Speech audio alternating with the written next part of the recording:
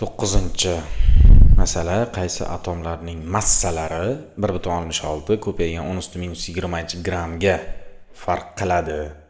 Uning qiymati mana shuncha deyapti. Xo'p, mana bu son keling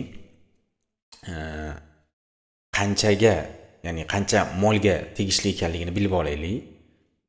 Xo'p, molini aniqlamoqchi bo'ladigan bo'lsak, yo'q, mol emas ekan.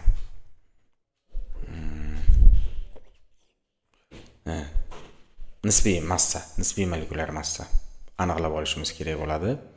Xo'p,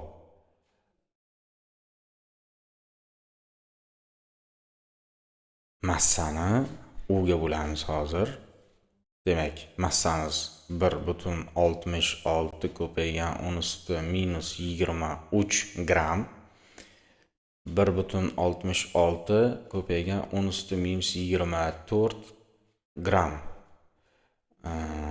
Gram bir xil bo'lganligi uchun hech qanaqasini o'zgartirmaymiz. Ana endi keling, mana bu darajalarni bir xil qilib olishga harakat qilaylik.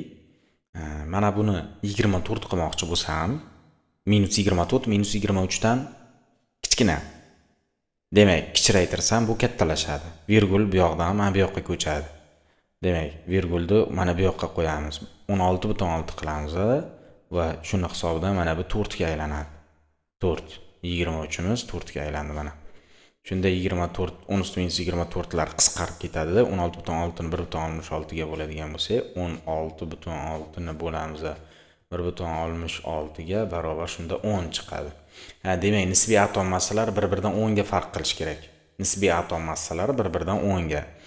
Ajobni ko'ramiz. Geliniki 4, azotniki 14. Ayiradigan bo'lsam, farqi 10. Demak, ajob to'g'ri ekan. Keling, buni sinfda ko'raylikchi. Argon 40, kaliy 39. Demak, farqi 1 bo'lmaydi.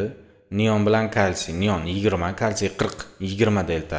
Xullas, to'g'ri javob A bo'lar ekan.